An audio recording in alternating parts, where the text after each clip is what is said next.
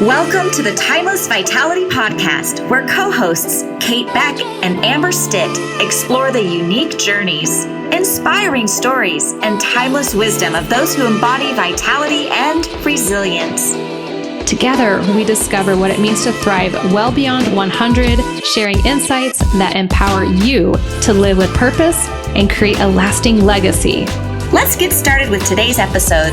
Hello and welcome to the Timeless Vitality Podcast. My name is Kate Beck and I'm your host, and joining me is Amber Stitt. Welcome. Today we have Jay Washington on the show.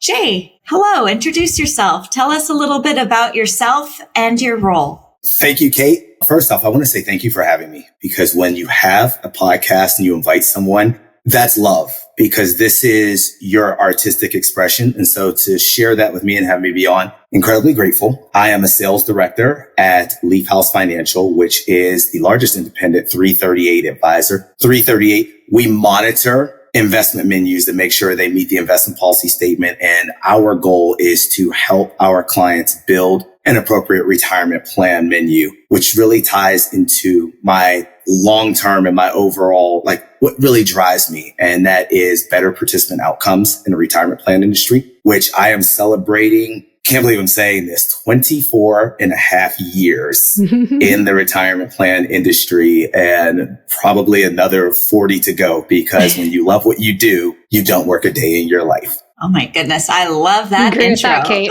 Yes, 100%. So Jay, tell us a little bit about whether it's personal or professional. I would love to hear about a challenge that you may have recently or in the past overcame and how it led to a pearl of wisdom. I would love to share that. And it's actually personal, but also ties into the professional. 2020 was tough for all of us, especially most of us that had, to deal with the pandemic, COVID. You factor into that in the very beginning of the year, actually before the country shut down, we lost my sister, my youngest sister. I was my mom's only child for almost 10 years. And then my sister came along and she materially changed my life then. And fast forward 35 years later, she changed my life even more drastically when she passed away unexpectedly, leaving behind two children that I was the doting uncle to, the funkle, and overnight really became their father figure as I co-parent them with my mother. I have to give all the props in the world to my mom, because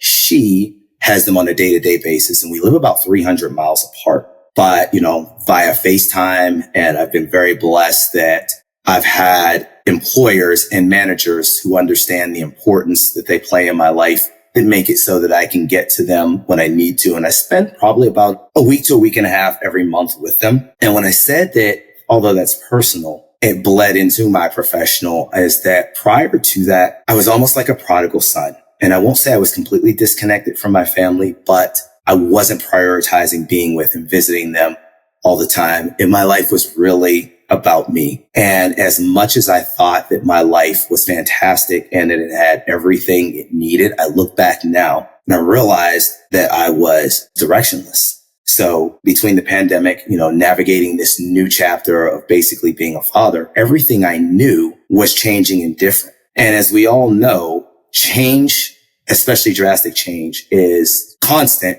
but also never easy. And as I began to change and evolve, you can't resist it, because when you look at two children who really need you, you just kind of figure it out. And I realized that despite thinking I had everything in my life, I lacked a North Star. And what I realized is that those children became my North Star. And as that began to change my personal life, it also changed my professional life, in that I started to realize these children need an example to look up to. These children need someone who is going to be comfortable financially to take care of them as they navigate and get older. I need to make sure that my career is on an upward trajectory. And I remember the first company I interviewed with after becoming a father figure, and I've never so boldly told someone about my family situation and said, they're my number one priority. I need to be able to get to them. We are a package deal. I really love this position, but if that's going to be an issue, then we can carry on separately from here on out. It was incredibly empowering. And ever since then, I've seen that no matter what loss or what challenge I incur, it may be difficult in the very beginning, but I can find something beautiful in it to grow from and keep the upward trajectory. Goodness. Well, that's empowerment at its best. How did it feel to face big money and employment straight on and just say exactly what you mean? It felt right. And it felt right because it was from the heart and I meant it. And if I saw where, let's say we accepted a job, thankfully it didn't happen this way, and I didn't see that being delivered, then I would have left. Because as I realized by finding a North Star, you don't want to stay somewhere that isn't true to what you believe in and what you need to be a whole person. So it felt empowering for the first time in my life to really stand up for myself and say, this is what I want. And if you can deliver on that, then I can deliver the results that you'll want. Thank you for sharing that. I mean, some people, it's maybe the kids, maybe it's something else that is the North Star. And we have to be true to ourselves. And then loving what you do. We've talked about that a lot, but if you're not in the right spot, if it doesn't make sense, it's almost like a duty to ourselves to make sure we find that place. Or, you're almost interviewing them in a sense of like, is this going to work? And be a partnership, be reciprocating. And if you're not having that balance, it's not always like that, but it sounds like we should be demanding more of that for ourselves and having that excellence, because that can truly make us happier. And there's some legacy there. Absolutely. I've had many people tell me that when you know what you want out of life, just as you said, Amber, when you're interviewing, you're also interviewing that company to make sure that you're going to be mutually beneficial for each other. So with your sister, and you think about what people are not planning for, not to say your sister did or didn't do certain steps, but if you could talk to the 40-year-old person, whether it's a parent or not, is there anything through your journey that you've experienced that you just hope and wish people took more seriously? Especially when there are children involved, have your plans written. Thankfully, my mother has been very involved with the kids, and it was a no-brainer. And they've actually, since they lost their mother, they also lost their father as well. So by the time they were 10 and 14, they essentially were orphans. Yeah. Thankfully, my mother and I have always been heavily, heavily involved. Not everyone has that. Have your wishes written out. The other thing I tell people is GoFundMe is not life insurance. Yes. In the event that you pass away, make sure at the very minimum that your family can take care of your final expenses. What are the two things we have to do? Die and pay taxes. Mm-hmm. You can cheat your taxes. You can never cheat death. Yep. Prepare. Is there something very specific about your mother that might stand out or shine among people in her population, her demographic age? Because we didn't really talk much about her, but it sounds like she's pretty amazing to be able to take this on. Not that she wouldn't, but it's almost like she's a unique character in the story. She is. When my mother loves, she loves unconditionally and selflessly. And it was a no-brainer. And I mean, we're talking about a woman who hadn't had elementary school children during a pandemic, schooling them at home in 20 plus years. And I will say, whether you believe in God, whether you believe in the universe, everything happens for a reason. I went home to my mother's to be with the kids for my sister's birthday, which was March 13th, 2020. And I was actually supposed to go to a wedding in Mexico. COVID was kicking up, and my buddy told me, he said, I'd love to see your face at the wedding, but I feel like your heart is with the kids. Go be with them. The state of Pennsylvania shut down that weekend. So I went home for a weekend and was home for 4 months. Wow. And my mother had been telling me everything was fine and that she was handling everything. Well, this is a woman who lost a child and never got to grieve. Right. And so thankfully, I was able to be there for 4 months to reconnect with my family and to really get hands-on with them. And so even as she was struggling to contain her grief, to be now less the grandmother and more mother to those kids, I thank God for her because I don't know if I could have done what she did. I've never buried a child. Yeah. Thank you for sharing that. Thank you. Thank you for sharing that. And I want to add on to that because I think you hit a really important topic of grieving. Like, okay, yes, we just completely looked over the fact that here is a woman who lost a child, right? And also she's learning how to adapt to 2020 technology and provide education to children and the importance of grieving for your own self so that you can show up. The loss of your child, the loss of what you thought was going to be your lifestyle, like all of these things that are now adapted and changing. That's amazing. Thank you very much for sharing that. Kate, that touches on the planning. He's saying get it done because we can't predict the next thing. So we can't hide from it. And Kate, that's really part of our initial reason for this messaging and having this platform is to really call to an action. And it's got to be firm now. There's no excuses. It takes a little bit of time, might take some money. Yeah. But gosh, it does feel good on the other side when it's done. Yeah. I mean, we were talking in general because many of us are living to be 100. Like the statistics are no longer 70s, 80s. 83 is the average age someone has an accident and ends up in an assisted facility, right? And then they have 6 months to 7 years. And so we're looking at age 100. I'm looking at age 200.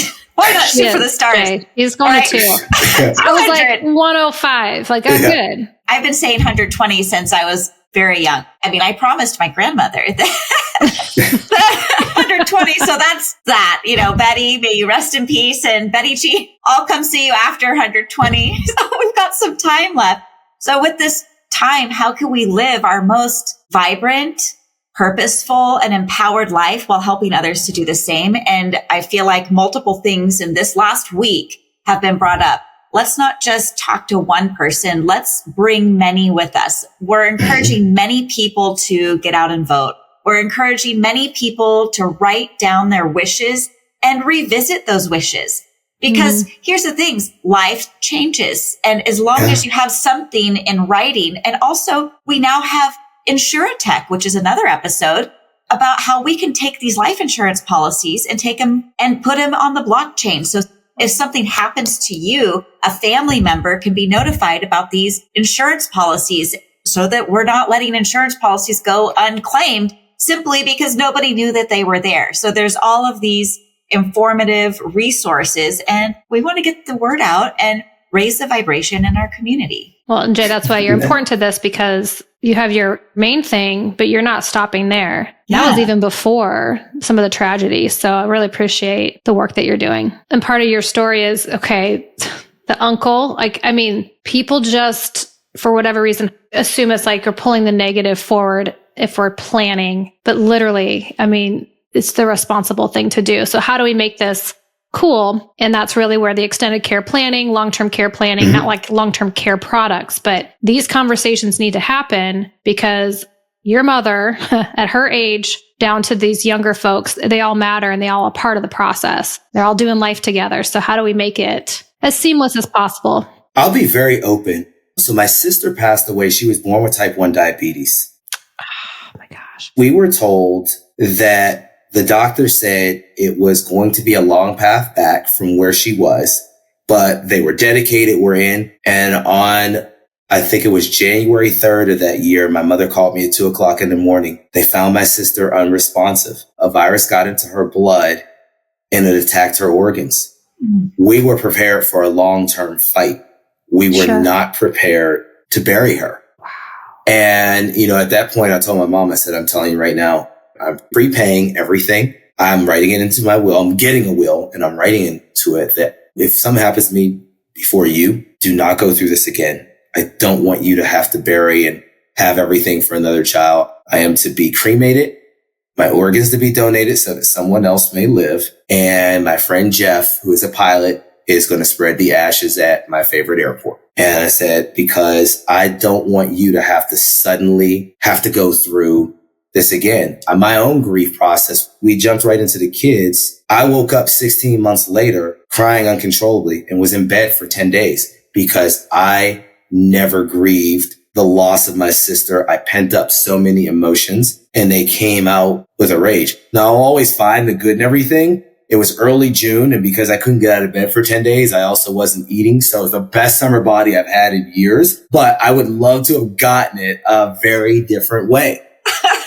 And so again, I think it's the firstborn to me. It's like, okay, no matter how horrible something is, Yeah. you look for the good in it. Yeah. But yeah, and it is my mission to get people to really think ahead, and not just for retirement, but when you talk about emergency savings, I was a person who was on point to replace 3 times my necessary income for retirement. But if an emergency happened next Thursday, I got to whip out my credit card. Yeah. And that's huge. The chronic illness factor that can come from caregiver status. Mm-hmm. You telling your mom, hey, Jeff the pilot, all these steps. It's not right now that she needs that resolve, but you are helping her mental health by knowing that's checked off her list. And that is why we have to start considering these things that are not comfortable, getting comfortable with conflict, like Kate likes to talk about. Mm-hmm. Yeah, it's just the right thing to do. You leave and you go to Target and never make it back. Who are you affecting? And that could happen to any one of us anytime. So put that out there and take care of your people that you care about. If we love anyone loves us. If we're able-bodied, there's no excuses. Right. So a very cool idea. Not that cremation's cool, but hey, there you go. Now I know where you're going to be. Yeah. Yes.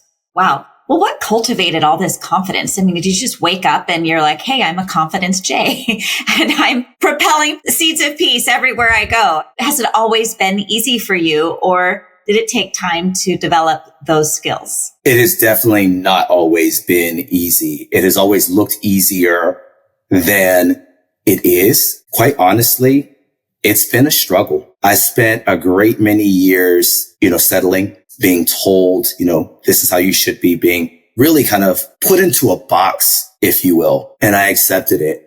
As I was thinking about this podcast, I thought back to something a woman said to me, and it was so random.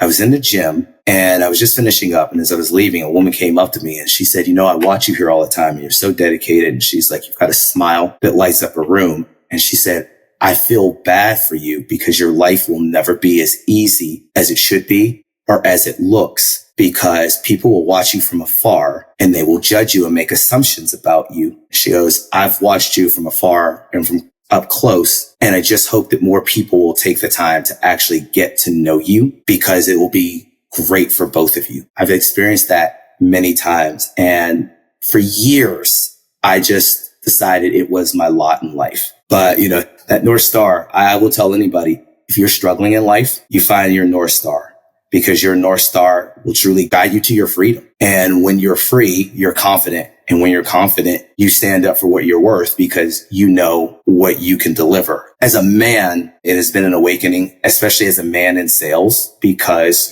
there are, I don't want to say stigmas, but almost stereotypes. The finance bro, he wears nice suits. He has a nice car. He takes people out for dinner. He has the life. And I've talked to many men in the industry, and I said, what really helped with finding this North Star and the awakening is being able to tell people and be honest and say, people have no idea how many times that I get home at night and I feel like the loneliest person in the world. And I am putting on the smile and I'm doing everything to show the world how great my life is. And it feels terrible. To be able to release that energy and be able to say that and not be afraid to say that was one thing. But as I began to talk about it more and also hear other men saying, my God, I go through this same thing, and to be able to have these conversations, then I was able to take the steps to say, well, I'm not going to just talk about it. I'm going to do something about this. And that is that is 100% the greatest part of this journey, being able to break free of that, because I no longer felt the need to pretend or be what everyone else felt that I should be. Wow. In addition to being a great father and a participating family member, you're serving on multiple boards as well. Would you like to tell us a little bit more about the boards you're serving on? Absolutely. I love giving back, especially to our youth. So I am on the Junior Achievement of Delaware, Darrell Revis Foundation, which is dedicated to fighting childhood hunger, the Jamar Law Foundation, which is dedicated to teaching financial literacy, as well as the G Collective Art Foundation, which is dedicated to bringing art to former steel communities of Western Pennsylvania, all centered around giving back and empowering our youth and next generation. Gosh. So Jay, do you talk about this story? I was thinking like community talking through and just being vulnerable, are you also sharing that story with the young folk to say, it's okay, we all go through that type of evolution, really? Absolutely. Especially about anxiety, because I never realized it. But once I found out what anxiety is and was diagnosed and knew the feeling, I realized I've been dealing with anxiety since I was 5. It's hereditary. And my grandmother had anxiety. And so now I talk to youth because I realized if 5-year-old me knew what he was going through, he would have been able to do something about it a long time ago. So in addition to, let's just say, you have this persona, but like you talked about the car, the dress, but like, I think there's something about you that just likes that creative expression. You're kind of known as the guy that's well dressed. Would you say that's true? 100%. I will say without shame or hesitation, I describe myself as a lifestyle guy. The last thing I want to do is walk into a room and look like any other guy there. Yeah. I like to express myself with my clothing, and it's become much easier because now that I am, I'm more selective with my circle. People look at me and they realize that it's not an all thriller, no filler, that I can walk into the room as a stylish guy, but I also know what I'm talking about. Yeah. And it's just, it's an expression of me. I love any excuse to dress up. I may not understand every rule of polo or care who's winning the horse race, but I love to go because where else am I going to wear my hat? And those pants and shoes. Oh my gosh. When I met Jay for the first time, he had blue suede shoes. I was so impressed. These shoes he had on every day were really, really fun, unique, and extremely classy. And I still remember his Chanel sunglasses.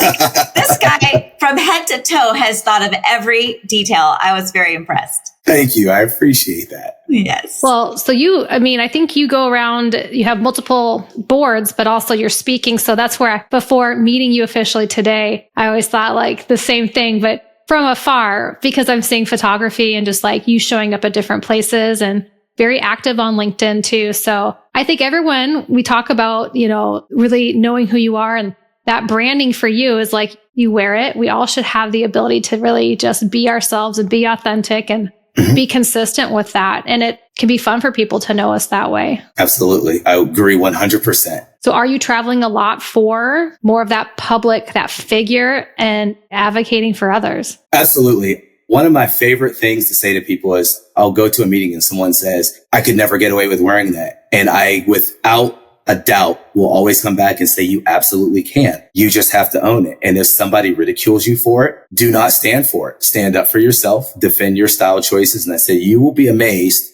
that you tell people that you're not going to stand for that. It stops. But I say, you absolutely can wear whatever you want. Just have to own it. Yeah. I love it. Now, when you walk into a room full of people, do you have to psych yourself up before you get there? Or do you just are so happy with where you are right now? You just enter because it's just easy and natural. It's a little bit of both. I'm going to let you in on a little secret that people never believe. I am the most extroverted introvert that you've ever met in your entire life. And I would say there are a lot of men who are like that.